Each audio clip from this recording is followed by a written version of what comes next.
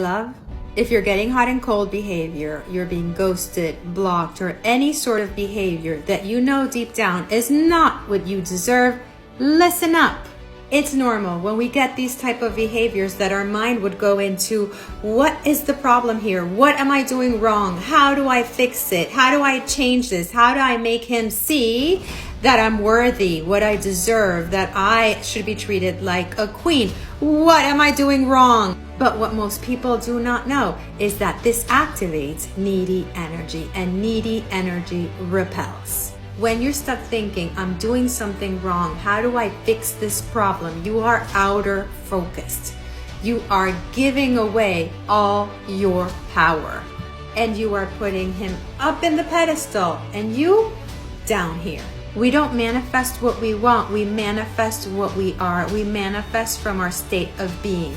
So what happens is we get more of the same, more of what you do not want, more of the hot and cold behavior, more of the being blocked, ghosted, and treated in a way that is less than you deserve.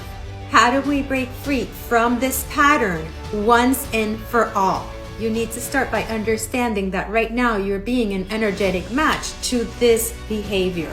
There's a reason you are attracting the hot and cold behavior, the ghosting, the blocking. There are thoughts within you that are an energetic match to that behavior. If you want the up-leveled behavior, the up-leveled version of him, the up-leveled version of the relationship, you've got to be an energetic match to that. And once you do the work to be an energetic match to that up-leveled behavior, you stop being ghostable, blockable.